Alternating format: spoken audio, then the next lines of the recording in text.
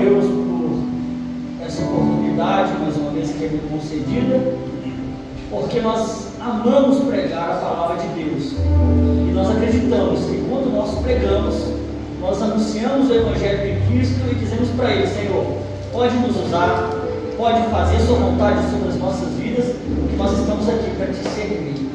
Esse, eu acredito que é o nosso propósito nessa terra, para que possa ser pregado o Evangelho. Então eu louvo a Deus por isso. Quero louvar a Deus pela vida do nosso pastor presidente, pastor Paulo, que me fez um convite nesta noite. Eu me sinto honrado por isso, de estar aqui neste púlpito, falando das obras e dos feitos do Senhor. Quero louvar minha esposa, minha motivadora, minha ajudadora, que tem auxiliado, tem andado comigo, tem me dado força para prosseguir em frente, em nome de Jesus. Amém? Amém. Irmãos, sem delongas, eu quero que os irmãos abram em Ageu, o livro de Ageu, capítulo 2. É um livro pouco pregado, pouco falado, pouco escrito, mas que traz grandes verdades para a nossa vida, em nome de Jesus. Ageu, capítulo 2.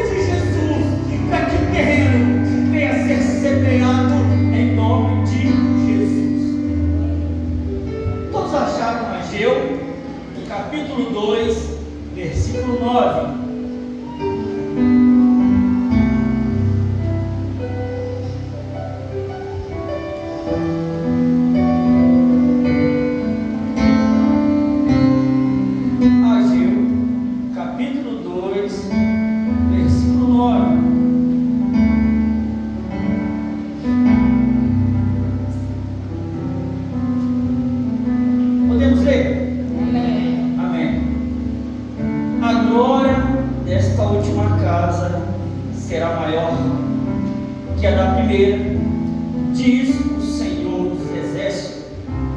neste lugar lhe darei a paz, diz o Senhor dos Exércitos. Pode assentar, dando glória a Deus, em nome de Jesus.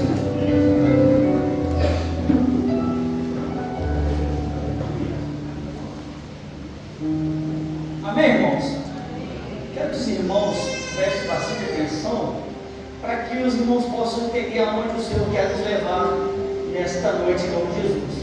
E se os irmãos não acompanhar, não vão entender por que o profeta Ageu vai profetizar, dizendo que a glória desta última casa será maior que a da primeira. Entenda-se que, falando-se do profeta Ageu, nós entendemos que ele faz parte dos profetas menores. Ele é o segundo menor livro do Antigo Testamento, contendo apenas 2 capítulos. Mas nós entendemos que o profeta Ageu, ele não é menor pelos seus feitos e por aquilo que ele fez, mas sim pelo aquilo que foi escrito no texto bíblico e pelas informações que trazem a Bíblia. A Bíblia vai nos dizer que não se fala-se sobre a genealogia, não se fala-se de onde ele veio, mas se fala-se sim que ele foi levantado por Deus para despertar o povo naquela época pós-exílio babilônico, em nome de Jesus.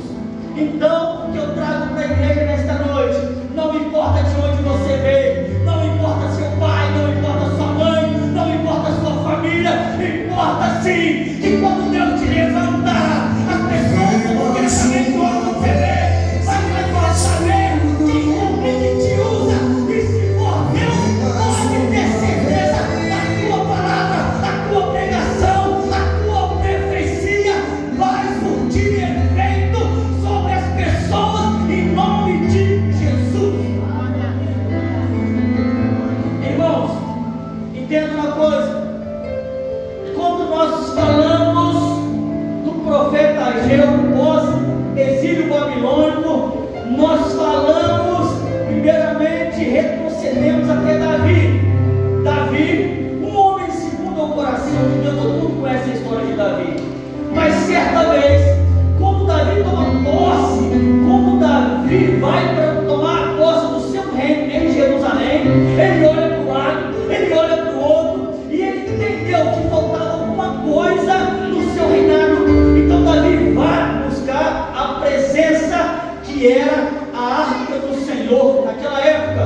Só que a arca vem para Jerusalém, e quando a arca é introduzida dentro do seu reinado, Davi, ele vai criar a tenda de Davi. O que era isso?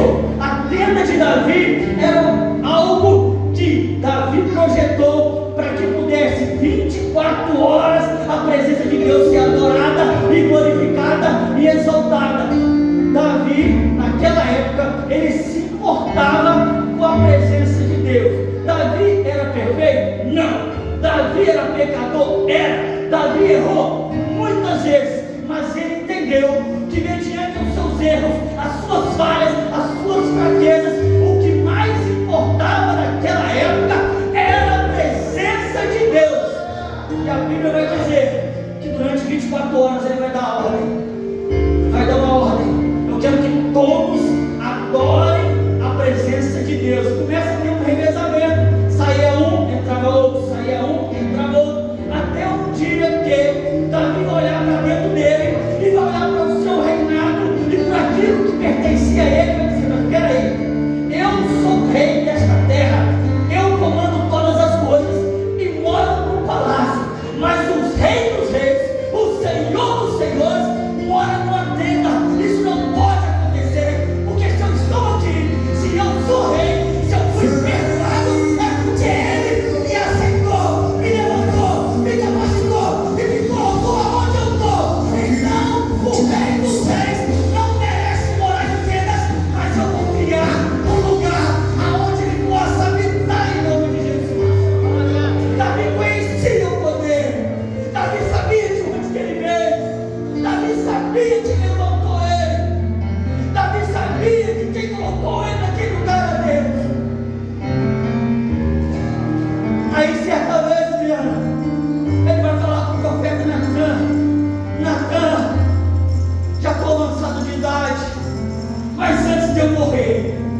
preciso construir um templo para que Deus possa habitar. Aí Natan, como seu amigo, vai dizer: se está certo, Davi, isso mesmo, faça isso, é a vontade de Deus. Você está certo, por quê? Porque Deus agora ele mora em tenda, mas amanhã ele vai morar num templo cheio de ouro, cheio de prata, cheio de bronze e principalmente com a glória de Deus. Mas Deus vai incomodar o profeta Natan. Eu acredito que naquele momento, quando ele fala com Davi, isso mesmo, Davi, faça um tempo para Deus. É certa a sua decisão, é certa a sua atitude, Davi. Quando ele vai e ele vira as costas, Deus fala com Natan: Natan, volta lá e vai dizer para Davi que ele não vai fazer o tempo para mim, porque as suas mãos estão cheias de sangue inocente, mas o seu filho vai construir o templo para mim. Quando Natan fala para Davi: vamos fazer, ele fala como amigo, mas quando ele volta, ele fala que não, ele fala como profeta. Ei, você não está entendendo? Como amigo, a pessoa vai falar: é isso mesmo, continua assim, da forma que você está vivendo, do jeito que você está vivendo. Mas como profeta, larga essa vida errada, muda de vida, transforma, aceita Jesus, já chegou a hora, o Senhor está voltando, cria vergonha na tua cara, em nome de Jesus. Aleluia! Seja um profeta de Deus nessa terra. Tem pessoas indo para o inferno porque a gente está dando mais valor para a amizade do que para aquilo que Deus quer. Deus vai te usar, pode ter certeza, para dizer para teu amigo: muda de vida, muda a sua história. Você precisa criar vergonha. Pessoas às vezes que já serviram a Deus, pessoas que já chegaram na casa do Senhor, aí o amigo vai dizer: continua assim, o dia que der você volta, o dia que der você serve, o dia que der você faz. Aí vem o profeta, prepara um culto como esta noite, prepara uma mensagem e fala: não é o dia que você quer, não é o dia que der, a mudança é hoje, a transformação é hoje, Deus está te esperando, Deus quer que a sua mudança em nome de Jesus. Cadê aqueles que esperam pela volta do Senhor? Cadê aqueles que entraram neste lugar e estão declarando: Senhor, muda minha história, muda minha vida, muda o meu projeto, muda o meu sonho.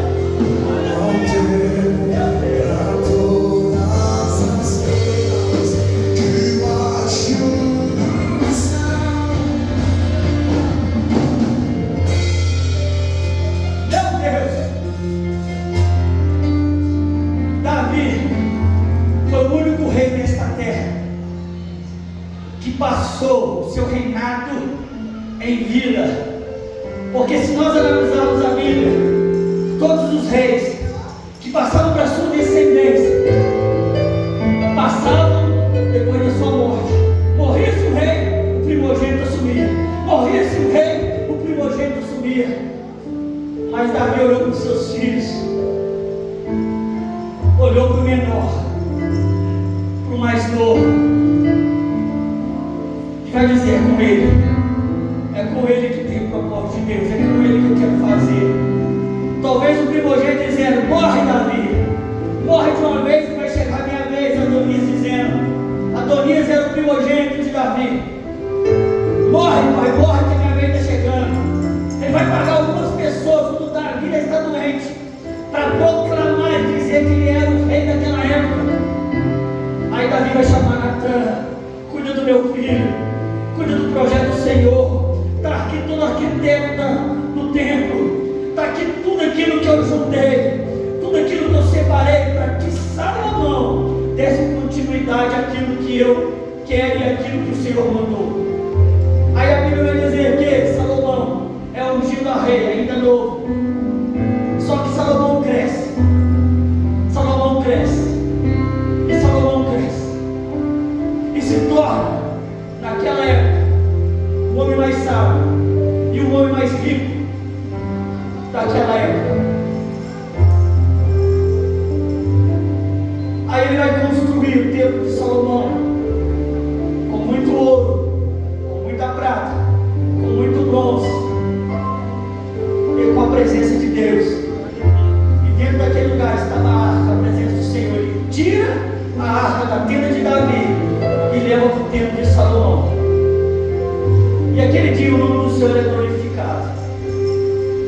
afirma uma coisa: Davi, naquela época, deixou um legado para Salomão. Legado é aquilo que você aprende em vida, herança é aquilo que você recebe em morte. Quando Salomão morre, os seus filhos recebem a sua herança.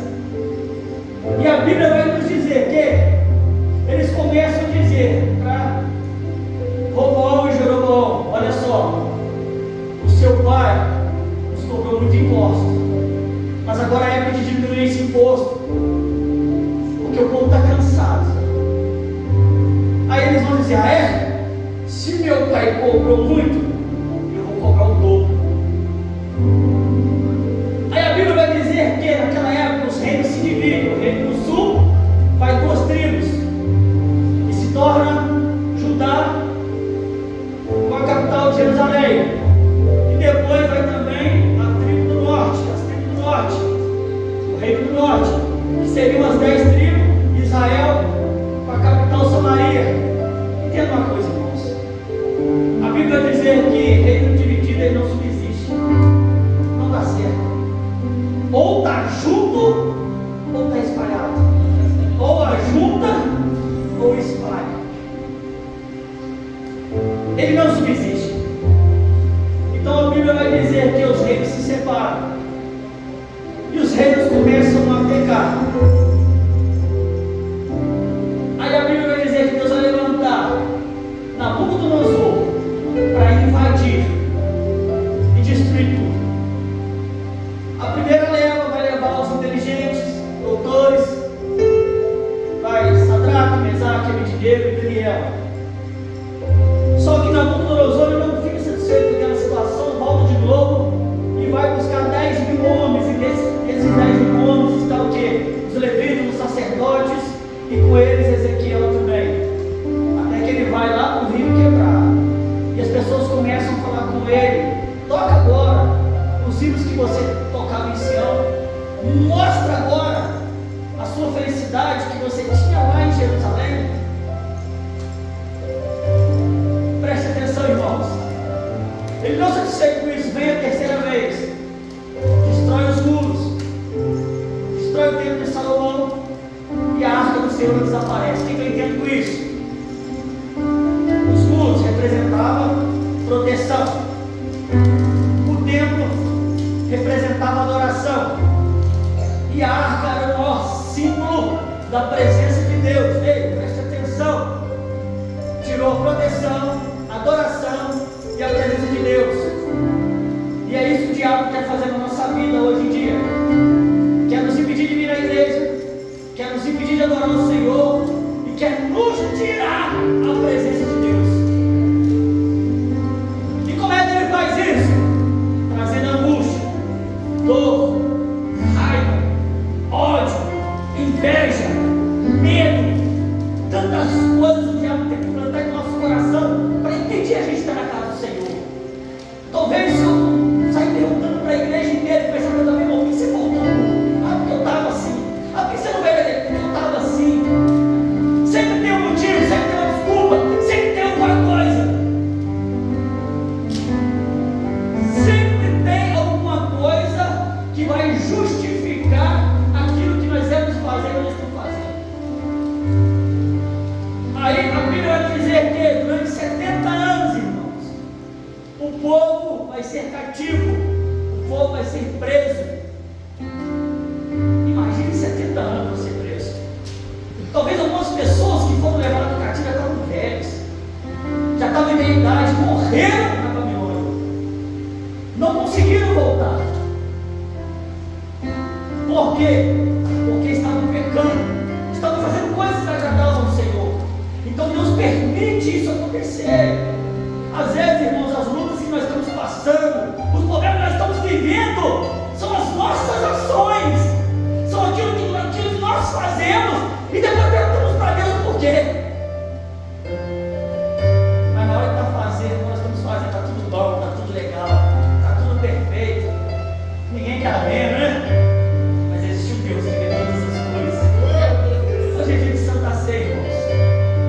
É dia de a gente pensar e mentalizar aquilo que nós precisamos melhorar para ter uma vida melhor. A primeira Santa Ceia do ano. Eu acredito que a primeira Santa Ceia do ano passado, a maioria das pessoas estavam com sonhos, ideais, projetos, mudanças, e talvez isso não aconteceu esse ano. Então hoje Deus te trouxe aqui para dizer que não, é esse ano agora. Se não foi o ano passado, é esse ano. Não é tempo de retroceder, não é tempo de desistir, é agora, em nome de Jesus. E depois de 70 anos, irmãos, eu vou correr um pouquinho. O rei Ciro, ele permite que esse povo volte para sua casa, com tudo destruído, com os muros destruídos, com o templo destruído. Eles não tinham nada, não tinha casa, não tinha muro, mas uma coisa eles não eram, prisioneiros mais. A Bíblia vai nos dizer que quase 50 mil homens voltam para suas casas, retornam para sua cidade. Eu acredito que quando Deus ele livra o povo, permite o povo retroceder, Deus imaginou, pastor, está retrocedendo, não tem tempo, vai construir, não tem a minha casa, vai fazer, não tem adoração, vai voltar a adorar, porque durante 70 anos o povo não adorou, não glorificou, não buscou, não serviu a Deus, porque na Babilônia era só adoração a Deus, e as pessoas prisioneiras não têm liberdade de expressão, não têm liberdade de adorar que é Deus que serve. Só que muitos que estavam lá já tinham construído alguma coisa e feito alguma coisa, e quando eles voltam, alguns queriam retornar de novo, como aquele povo do deserto, que queriam voltar para o Egito quando estavam livres, estavam no deserto, não tinha nada, mas desejavam pepinos, cebolas, desejavam comer, beber, mas estavam prisioneiros. E quando eles voltam, eu acredito que o primeiro pensamento de Deus, eles vão construir o meu templo de novo, eles vão fazer a minha casa de novo, eles vão começar a me adorar de novo. Só que não, eles até começam, irmãos, eles começam a montar o templo, começam a edificar, começam a construção, mas param. E sabe o que eles começam a fazer? Começam a construir suas casas, seus lares, começam a construir suas propriedades, e a Bíblia vai nos dizer que eles estavam ficando praticamente ricos, entre aspas, né, irmão? Ricos não, casa boa, lar bom. Lembra de Davi? Estava no reinado, estava no castelo, mas a prioridade de Davi era construir algo melhor para Deus, cheio de ouro, cheio de prata, cheio de bronze. Mas esse povo não tinha participado, alguns não tinham participado da primeira casa, do primeiro templo de Salomão, onde tinha adoração, onde tinha a glória de Deus. Irmãos, preste atenção, muitas pessoas atravessavam o muro para conhecer o templo de Salomão. Muitos não viam pela glória de Deus, muitos não viam por aquilo que Deus podia fazer, mas eles estavam vindo por causa do ouro, por causa da prata, por causa daquilo que foi construído. E o Senhor, nesta noite, Ele fala comigo e fala com você: não esteja atrás da estrutura, mas esteja atrás daquilo que está dentro, daquilo que contém a glória, a presença, a unção, o poder, a transformação, o Deus divino. Ei, quando você sai da tua casa, venha para adorar, glorificar, exaltar, usar o Deus que todas as coisas podem, em nome de Jesus. Cadê os adoradores desta noite? Cadê aquele que vem adorar? Aquele que é digno, que toda honra, que toda glória e de toda adoração.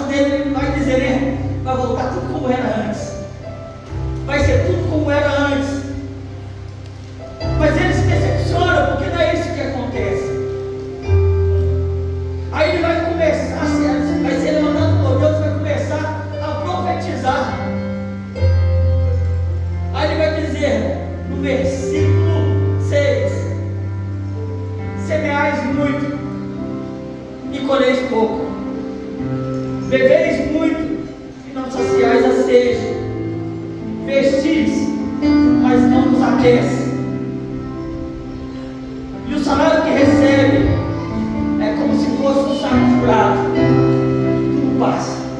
Porque a prioridade daquele povo não era a adoração, não era o tempo, não era a glória de Deus, mas sim estava preocupado com seus ideais, estava preocupado com as suas casas, estava preocupado com aquilo que poderiam conquistar. Aí Deus vai levantar Ageu para dizer isso para o povo, alertando o povo: ei, o que adianta você ter uma boa casa, um bom lar, ter um bom carro, mas não ter a glória, a presença de Deus?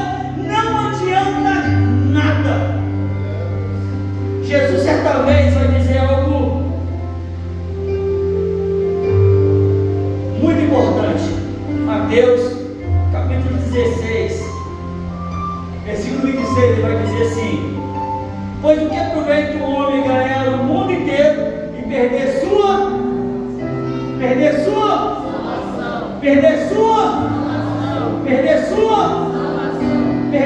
não ouvindo quase ninguém, perder sua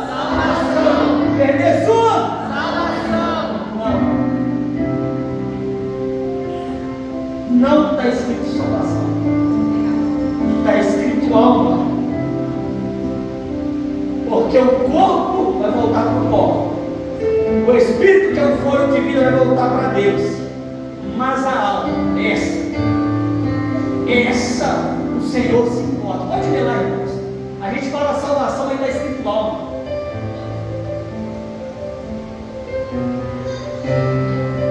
Está na tela alma. Esses meninos estão perto, eles não estão dormindo não. Pois o que aproveita o homem ganhar o mundo inteiro e perder sua alma?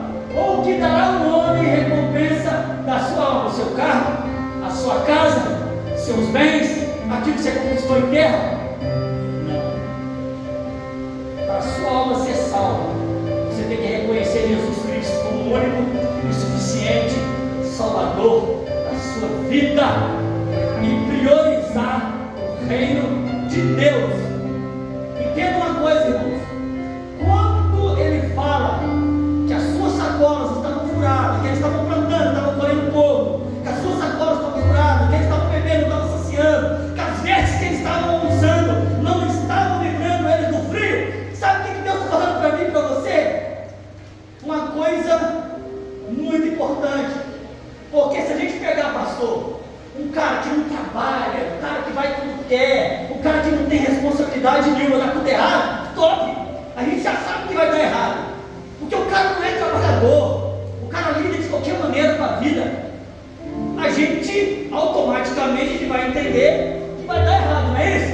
Quem está comigo aqui? Não é isso, igreja? Automaticamente a gente entende que vai dar tudo errado, não é isso? Mas aquele cara que trabalha 24 horas por dia, semana inteira, o mês inteiro, o cara não constrói nada, não adquire nada, não consegue nada, não vence na vida. Por quê?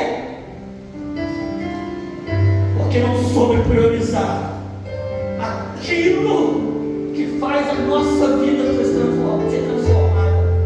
O camarada trabalha demais, tinha que ficar rico, tinha que ganhar dinheiro, tinha que ter um bom carro, tinha que ter uma boa casa, tinha que viver bem, tinha que prosperar muito, mas não prospera porque não prioriza o reino de Deus.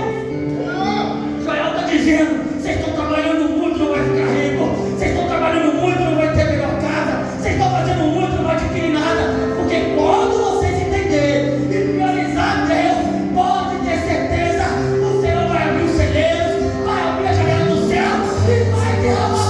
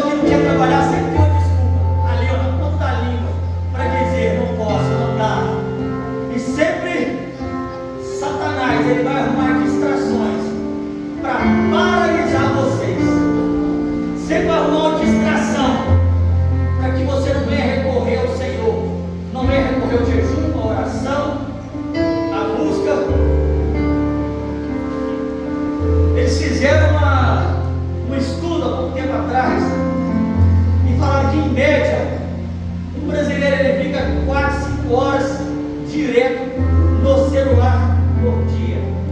Distração. As distrações estão nos tirando da presença de Deus. Já viu nossa campanha de quarto? Entra no teu quarto, fecha a porta, tira a distração, tira o que te atrapalha e ora. E em secreto o Senhor vai falar com você.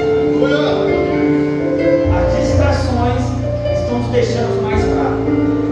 As distrações estão afastando o Senhor. Agora eu quero dizer uma coisa. Se ao invés de você ter desculpa, ter um meio de você conseguir fazer o melhor para Deus, pode ter certeza, a sua vida nunca mais será a mesma. Você nunca vai estar fraco. Fala para o seu irmão, você nunca vai estar fraco. Você nunca vai estar desanimado. Você nunca vai pensar em retroceder. Você nunca vai pensar em desistir. E na hora do Senhor voltar, Ele vai te buscar. Pode ter certeza disso. Glorifica o nome do Senhor nessa noite.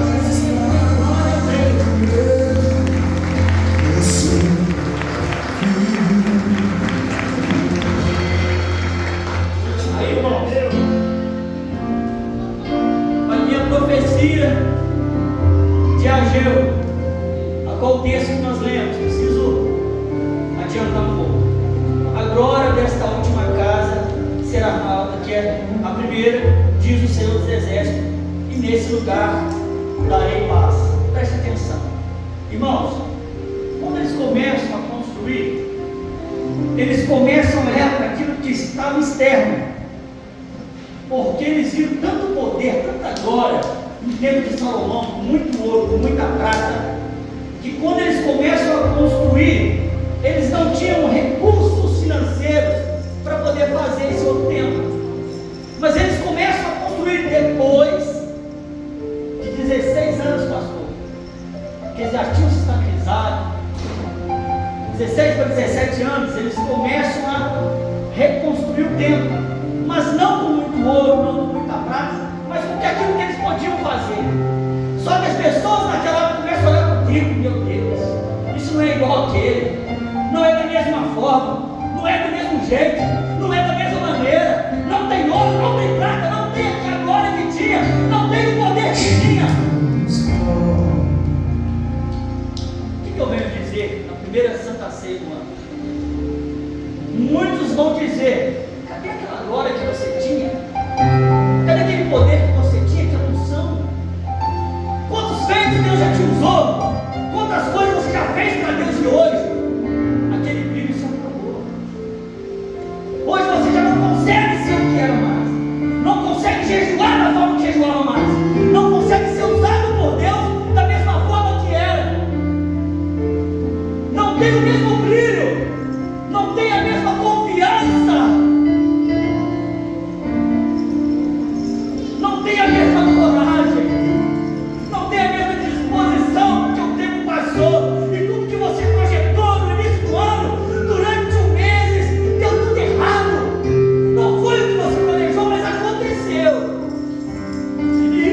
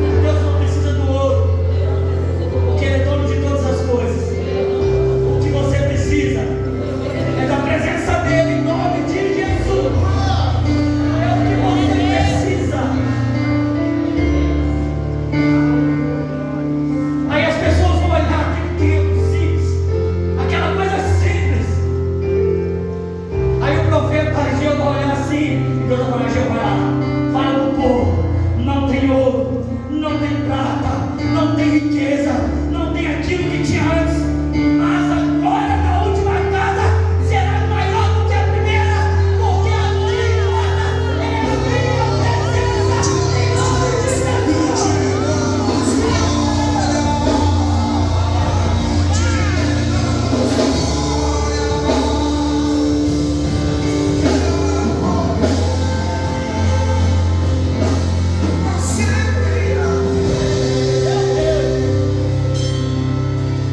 Aí a palavra de Deus vai dizer: quando o Senhor vir buscar a sua igreja, naquele lugar não haverá canto, não haverá choro, não haverá dor. Jesus vai fazer uma promessa: que eu vou com o Pai preparar uma morada para vós, para que aonde eu estiver, vocês estejam também. Sabe o que Deus está falando para mim e para você? Que a última casa que nós vamos morar, e que vai ser maior de tudo aquilo que nós fizemos aqui, vai ser em cima. Glorificando e exaltando Ele. Não importa se tem ouro, não importa se tem prata, não importa o que tem. O céu, fala para o Senhor, professor, o céu só é céu porque o Senhor está lá. Porque se Ele estivesse em outro lugar, eu queria estar lá também. Então o que importa é a presença de Deus na nossa vida. Irmão, preste atenção, estou acabando. Hoje é Santa Ceia. Queria pedir os irmãos que virem sobre os seus pés, em nome de Jesus. Talvez você entrou aqui caído, cabeça baixa, arrebentado, achando que Deus não pode fazer na sua vida mais. Mas eu te convido você a vir aqui na frente. Eu te convido a você estar aqui, para que você possa receber uma oração nessa noite. Por tudo aquilo que ficou para trás, por tudo aquilo que você imaginou que Deus não pode fazer, Ele pode fazer sim. Porque hoje é a primeira Santa Ceia do ano. E os sonhos dos seus projetos vão continuar. Os seus ideais não podem morrer. Os seus sonhos não podem parar. Então, se deu errado esse ano passado, vai dar tudo certo esse ano, em nome de Jesus. Meu Deus. Eu quero te convidar a você vir aqui na frente, para que possa, sobre a sua vida, criar uma nova história. O Adriano vai louvar, junto com a banda, um louvor. E é o tempo de você meditar e pensar se convém você ir realmente lá. Ó, preste atenção. Para que o templo fosse construído, tinha 50.000 pessoas, mas nem todos foram lá construir. Algumas pessoas foram levantadas para construir. Teve que ter uma decisão. Talvez seu tempo está quebrado e precisa ser construído nessa noite. Mas para que ele possa ser construído, depende de você e de uma decisão. Eu quero convidar você a